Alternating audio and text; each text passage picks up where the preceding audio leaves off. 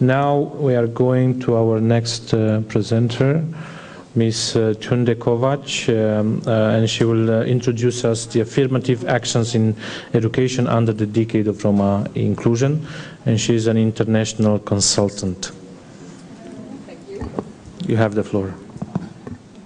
Thank you so much. The aim of this presentation is a little to focus on the issue of affirmative action, because this is one of the areas which are even pre-decade areas for supporting the integration of Roma into the field of education and into the education system.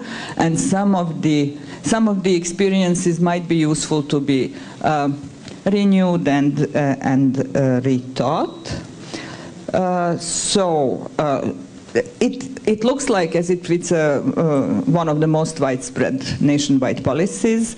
It originates from pre-decade times in many countries. I looked most particularly into Romania and Serbia. Into Romania, based on an overview, an excellent overview which the Roma Education Fund has funded, and Gallup has provided the data and the analysis, and it really is a very comprehensive overview. And from Serbia, based on my own experience, which is quite long.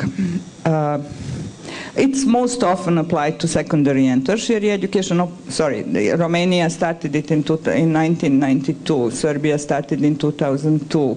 I think that many other countries started much more before the start of the decade. It's most often applied into the higher levels of education, and in some countries also to preschool, so it is covering usually those areas where the obligatory compulsory education is not present. And of course, it has to ensure wider access and to compensate for prior discrimination or disadvantage effects, and that's the major rationale.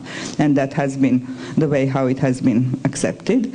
It has a possibility, you can analyze the data because administrative data are usually easily gathered. However, then there is the next problem that there is a very substantial lack of more elaborate data, so that you cannot really see the percentages very often of, let's say, from all enrolled Roma, which percentage is that which is going through affirmative action, or what is the percentage from Roma who has finished basic education in the affirmative action program for secondary education, etc. But I think that this is just to highlight that the issue of data which are more elaborate is, of course, here also pertinent, and it has been, I'm sure, already addressed.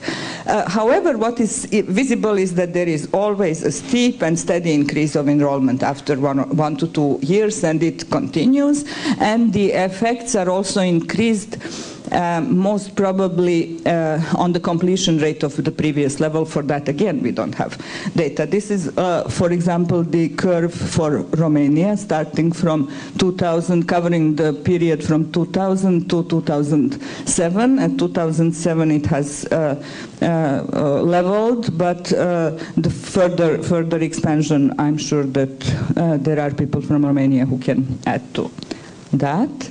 The data from Serbia started later, and it was and the situation in the Serbian education system was really how should I say, very, very, very disfavorable for Roma. So it has a very steep increase still, mostly due to the fact that simply more and more Roma are in the education system. The bigger line is from 2003 to 2012, the secondary education affirmative action, and the smaller line, where the data are only from 2007 onwards, is the higher, the tertiary education line. I will skip these 2 slides because we don't have time. These are just showing that the coverage of the different profiles is actually not so imbalanced. So it is not only for short vocational schools or not only for technical. It is relatively widespread. It might be interesting to look into that in more detail when one goes through different countries. I think that this is important, that what I have seen is that the mechanisms differ, that the mechanisms are always situated in the context of enrollment regulations, and is a result, most probably a result of negotiated problem solving. I know for Serbia how that happened, and it really is a problem solving process where different actors are sitting together and then they have figured out a way.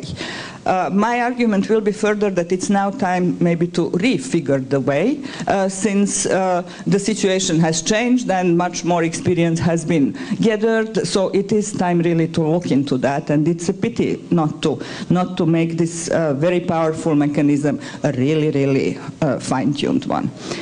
It is currently usually regulated through paralegal acts, and it involves in both these cases Roma civil society, NGOs in Romania, and Roma National Council in Serbia. There are different mechanisms, and for me these two cases were really interestingly different. In Romania, reserved places are the case, and then the students are applying to the schools, and the number of the reserved places are allocated by the county inspectors.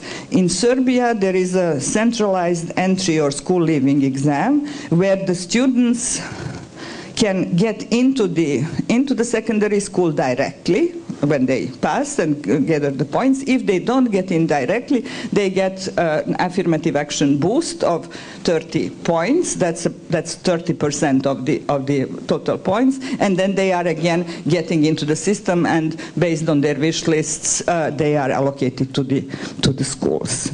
In tertiary education, in Romania also the reserved places is functioning. In Serbia, 2% reserved places are there financed from the national budget. From the recent years there has been an involvement, and it goes to all universities and faculties, and then where the students are interested, the faculty has to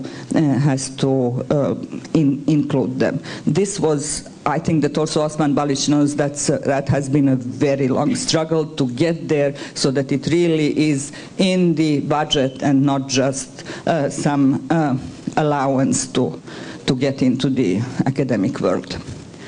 I have listed, based on all these, on these two examples, I have listed a long list of concerns. I will just run through them. I think that it would be worthwhile to go deeper and to discuss what are all the possibilities and where are all the possible pitfalls. The major area of concern, I think, in this moment is how to ensure that affirmative action is not subject to reductions in periods of economic crisis, because that is really a serious risk. And also how to ensure that affirmative action is effective in the imperfect context of education systems. We all have to know that education systems are very far from perfect. They have all sorts of problems, all sorts of flaws, all sorts of inconsistencies, etc. And around affirmative action, these problems of the education system, some of them are listed here, can really also influence the policy-making context, which is also imperfect. So when you look from the side into how the policy-making context is happening, that is really an issue where it really depends on whether there is someone who will take every piece of paper from one office to the other office, to ask again, to ensure that the right phone conversation has been held, etc., etc. So when one deconstructs what is political will, then one actually sees as lots of procedural issues where things can get stuck. What I think that it is important to highlight, that there are also emerging new barriers, like school leaving exams or matura, which can also hamper the further enrollment of the students. And the analysis also showed that dissemination of information is very often a barrier, so simply it does not get disseminated enough to potential applicants, to teachers, to schools, and more importantly, or also importantly, it does not feed back to policymakers. So policymakers don't know what has happened afterwards. There is also a limited access by completion rate of previous education level, and dropout is most often or can happen that it's simply not monitored. This is a very telling example from Serbia, where it is evident that even at the preschool level, which is the compulsory preschool level, the preschool is simply not reacting. The child is not coming, the preschool is not reacting. Only this is the percentage of reaction, Belgrade being the worst. So simply they lose the child and don't care.